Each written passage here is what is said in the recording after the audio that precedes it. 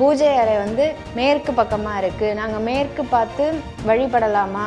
First option கேட்டிங்கன்னா கிழக்கு முகமாக பார்த்து வைப்பது அப்படிங்கிறது நலம். சில வீடுகளில் பற்றாக்குறை இருக்கிறதுனால வீட்டில் வந்து ஒரு விளக்கு தான் ஏற்றணும், இல்லை ஒரு விளக்கு ஏற்றக்கூடாது, துணை விளக்காக ஒன்று ஏற்றணும் அப்படின்னு சொல்லி கேட்குறாங்க. வீடு வாங்கணும்னு ஒரு அமைப்பு இருந்தது, அதற்காக நான் முற்படுறேன் அப்படின்னு நினைக்கிறீங்களோ, உங்கள் வீடுகளில் 4 தீபங்கிறது கண்டிப்பாக போடணும் அப்படிங்கிறத. விளக்கு ஏற்றும் போது சில பேர் வந்து பச்சை கற்பூரம் போடுங்க, ஏலக்காய் போடுங்கன்னு சொல்கிறாங்க. விளக்குக்குள்ள ஒரு கல்கண்டோ ஒரு பச்சை கற்பூரம் அப்படிங்கிறது போட்டு விளக்கேற்றலாமான விளக்கேற்றலாம். அனைவருக்கும் வணக்கம். நான் உங்கள் ஏஎல்பி ஜோதிடர் பவித்ரா.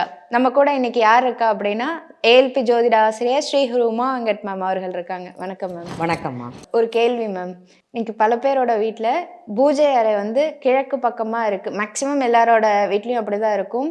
அமைப்பு மாறி இருக்குது, மேற்கு பக்கமாக இருக்குது. நாங்கள் மேற்கு பார்த்து வழிபடலாமா, விளக்கேற்றலாமா, இல்லை இந்த கடவுள்களை எந்த பக்கம் வைக்கலாம் அப்படின்ற கேள்விகள்லாம் கேட்டிருக்காங்க மேம். உங்களோட கருத்து என்ன மேம்? இப்போ பூஜை அறை அப்படிங்கிறது நிறைய வீடுகளில் பார்த்தீங்கன்னா கிழக்கு முகமாக கிழக்கு பக்கம்தான் வைக்கிறது அப்படிங்கிறது சிறப்பு. முதன்மைத்துவம் அப்படிங்கிறதுன்னு அங்கே தான் வரணும்.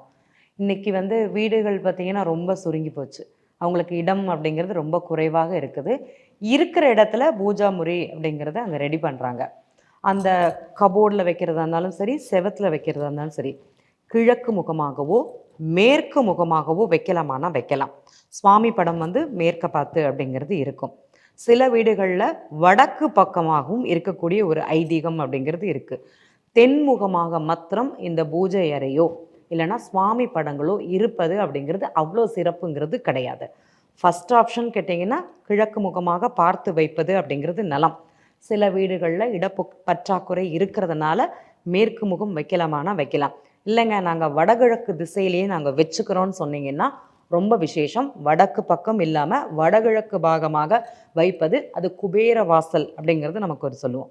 அந்த வாசலில் வைப்பது நன்றாகவே இருக்கும், சிறந்த பலனை அப்படிங்கிறது கண்டிப்பாக கொடுக்கும். இப்போ இருக்கிறவன் வைக்கிறாங்க, இல்லாதவர்கள் என்ன செய்வார்கள்? கண்டிப்பாக அவர்களுக்கும் கடவுள் வந்து அமைத்தது. உண்மையிலேயே அவங்க ஜாதகத்தை பார்த்தீங்கன்னா அவர்களுடைய இந்த ராசி கட்டங்களில் 4ஆம் பாவகம் சொல்லக்கூடிய பாவகம் இந்த மேற்கு பாகமாக அப்படிங்கிறது மட்டுமே அமையும். அதனால தான் சில காலங்கள் மட்டும் அவர்களுக்கு பகவான் அந்த இடத்துல இருக்கக்கூடிய ஒரு தன்மை அப்படிங்கிறது இருக்கும். நம்ம கோவில்கள்லேயே பார்த்தீங்கன்னா திருவான்மையூர் நினைக்கிறேன், திருவான்மையூரில் சிவபெருமான் எங்கே உட்காந்துருப்பார் பார்த்தீங்கன்னா மேற்கு முகமாக அப்படிங்கிறது தான் இருப்பாங்க.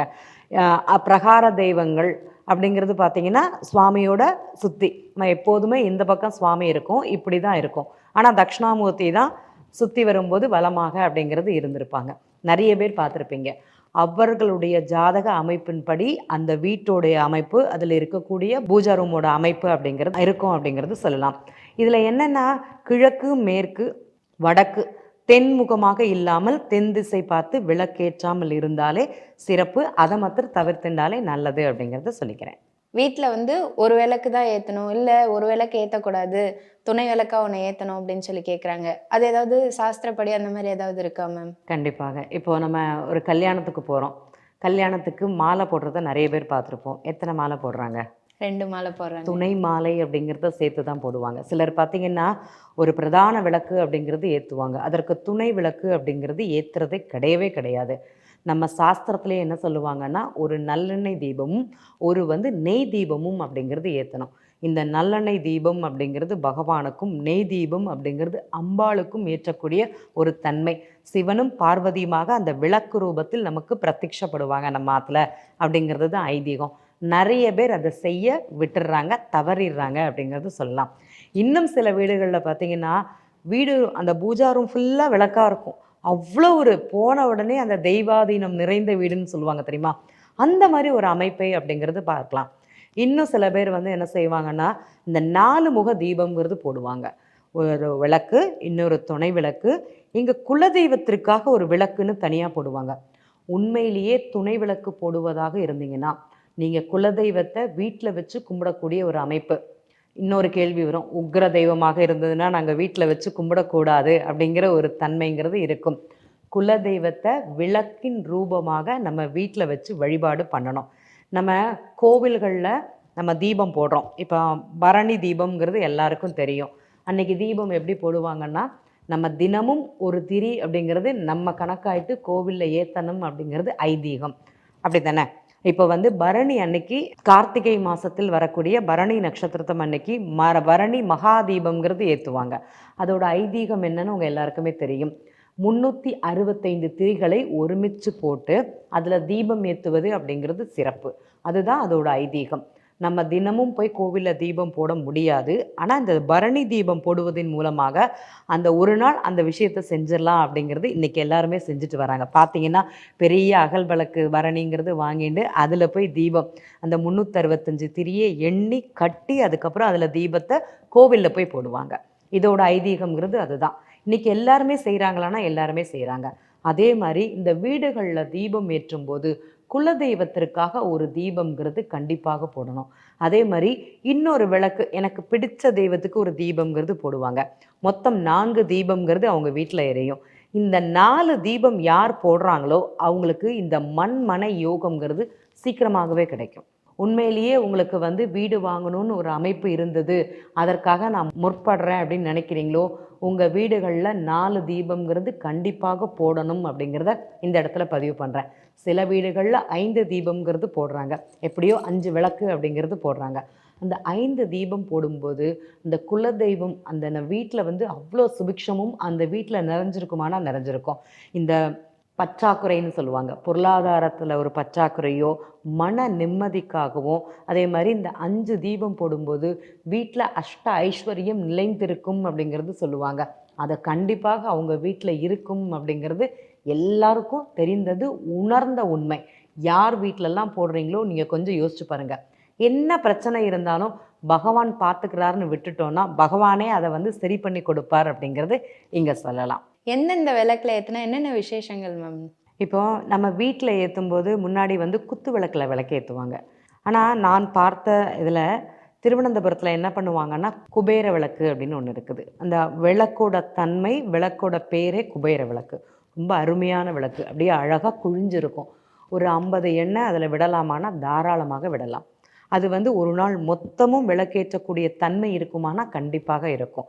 அந்த ஒளி அப்படிங்கிறது அவ்வளோ அருமையாக இருக்கும். அந்த தீபம் எரியும் போது நம்ம குபேரனுக்காக விளக்கு போடுவோம் தெரியுமா, அந்த ஒரு மகத்துவங்கிறது அந்த இடத்துக்கு கிடைக்குதானா கண்டிப்பாக கிடைக்குது. சிலர் பார்த்திங்கன்னா வெள்ளியில் விளக்கேற்றுவாங்க. அந்த மகாலட்சுமி விளக்கு அப்படிங்கிறது வெள்ளியில் ஏற்றுவாங்க. கஜலட்சுமி விளக்கு அது கண்டிப்பாக நம்ம ஏற்றணும் அப்படிங்கிறது தான் சொல்லுவோம். இன்னொரு தீபம் பார்த்திங்கன்னா எல்லார் வீடுகளிலும் போடக்கூடியது இந்த காமாட்சி விளக்கு. நீங்கள் வெள்ளியில் காமாட்சி விளக்கு வாங்கினாலும் சரி, இல்லைன்னா சாதாரணமான பித்தளையில் காமாட்சி தீபம் போட்டாலும் சரி, நீங்கள் எங்கள் காமாட்சி கோவிலில் போய் பார்த்தீங்கன்னா தெரியும். எங்கள் மாங்காடு காமாட்சி அம்மனுக்கு அழகாக ஒரு இதில் பீடம் அமைத்து அதில் வந்து காமாட்சி விளக்கை ஏற்றி வச்சுருப்பாங்க. அந்த கோவிலில் எவ்வளோ பெரிய விளக்கு வேணால் ஏற்றலாம். ஆனால் முதன்மையாக அம்பாளுக்கு பக்கத்தில் அந்த காமாட்சி அம்மன் தீபம் போட போட அதை பார்க்க அவ்வளோ சந்தோஷம், அவ்வளோ மனநிறைவு.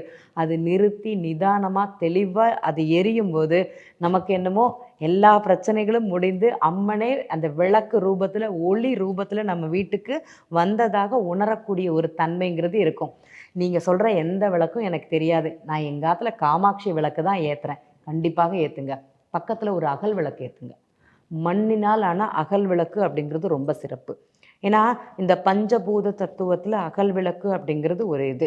நம்ம அதில் திரி போட்டு எண்ணெய் போட்டு மண்ணால் ஆனது, அங்கே நீர் நெருப்பு எல்லாம் செய்தது தான் இந்த அகல் தீபம். இன்றைக்கி நம்ம என்ன பண்ணுறோம், துளசி மாடத்தில் போய் அந்த விளக்கை ஏற்றுறோம். கண்டிப்பாக அது மிகச்சிறந்தது. யாரெல்லாம் துளசி வீட்டில் வச்சு வழிபாடு பண்ணுறாங்களோ உங்களுக்கு எந்த பிரச்சனைகள், கண் திருஷ்டி இது சம்மந்தப்பட்டது எதுவுமே உங்களுக்கு அணுகாது அப்படிங்கிறது தான் உண்மை. வந்த வழியில் பகவானே அங்கே தடுத்து நிறுத்திடுவார் அப்படிங்கிறது தான் உண்மை. இந்த துளசி அப்படிங்கிறது என்னத்தோட ஐதீகம் பார்த்திங்கன்னா, பிரம்மா விஷ்ணு சிவன் இவங்க 3 பேரும் ஒருங்கிணைந்து தான் இந்த துளசி செடி. அதில் போய் தீபம் போடும்போது நம்ம வீட்டிலங்கிறத விட வெளியில் தான் அந்த பகவானே நமக்கு காவல் இருப்பதாக உணரக்கூடிய ஒரு தன்மை. செஞ்சு பாருங்களேன், அவ்வளோ ஒரு சிறப்பை அந்த பகவான் கண்டிப்பாக கொடுப்பார். அதில் ஏற்றக்கூடிய மண் விளக்கை ஒரு விளக்கு நீங்கள் வீட்டில் கூட ஏற்றுங்க. உங்கள் வீட்டில் ஒரு தட்டு வச்சு அந்த தட்டுக்கு அந்த துளசி தீபம், அந்த தட்டு மேலே அந்த அகல் விளக்கை ஏற்றி வச்சு பாருங்கள். அவ்வளோ ஒரு சிறப்பு இருக்கும். அந்த பஞ்சபூத தத்துவத்தில் அடங்குனதுனால அந்த 5 இதுவுமே உங்களுக்கு வசப்படும் அப்படிங்கிறத நிறைய பேர் புரிஞ்சுக்க மாட்டேங்கிறாங்க. இந்த அகல் தீபம் எரியும் போது ஒரு தனி நறுமணம் அப்படிங்கிறது ஏற்படும். இப்போ இந்த விளக்கு ஏத்துறது நம்ம சொல்லிட்டோம். என்ன மாரி விளக்கு ஏத்தலாம்னு சொல்லிட்டோம். இந்த விளக்கு ஏத்தும்போது சில பேர் வந்து பச்சை கற்பூரம் போடுங்க, ஏலக்காய் போடுங்கன்னு சொல்றாங்க. அது எந்த எந்த அளவுக்கு பயன் தரும் மேம்? இந்த பச்சை கற்பூரம், ஏலக்காய், சிலர் பார்த்தீங்கன்னா கல்கண்டு போட்டு விளக்கேத்துவாங்க. சிலர் வந்து இந்த விளக்குக்கு அடியில ரூ. 5 வச்சு விளக்கேத்துவாங்க. அது அவரவர்கள் எதற்காக செய்கிறாங்களோ தெரியாது. ஆனால் விளக்குக்குள்ள ஒரு கல்கண்டோ ஒரு பச்சை கற்பூரம் அப்படிங்கிறது போட்டு விளக்கேற்றலாமான்னா விளக்கேற்றலாம். அதோட நறுமணம் அப்படிங்கிறது வீடு மொத்தமும் நல்லா வியாபிச்சு இருக்கும் அப்படிங்கிறது சொல்லலாம். நிறைய மாற்றத்தை உங்களுக்குள்ள அது கொண்டு வரும். இப்போ சண்டை போட்டு ஒருத்தங்க வீட்டுக்குள்ளே வராங்க, கணவராக இருந்தாலும் சரி, குழந்தையாக இருந்தாலும் சரி, மனக்கசப்போடு வரும்போது அந்த நறுமணத்தை வச்சுண்டு உங்களுடைய மனம் மாற்றம் அப்படிங்கிறது இருக்கும். அந்த கோபம் அப்படிங்கிறது தணிந்து வீட்டில் ஒரு சந்தோஷ நிகழ்வை, அந்த அமைதியான ஒரு தன்மையை கொண்டு வரும். நிறைய பேர் பார்த்தீங்கன்னா மெடிடேஷன் பண்ணுவாங்க, ஸ்லோகம் சொல்லுவாங்க, மனம் வந்து அவங்களுக்கு அலைபாயும். இந்த விளக்கு, இந்த விளக்கின் மூலமாக வெளிப்படக்கூடிய அந்த நறுமணம் அப்படிங்கிறது இவர்களுக்குள்ள ஒரு அமைதியையும் ஒரு சாந்தத்தையும் ஒரு வந்து தனி ஒரு தெய்வத்தோடு லயிச்சு இருக்கக்கூடிய ஒரு தன்மை கண்டிப்பாக கொண்டு வரும் அப்படிங்கிறது சொல்லலாம்.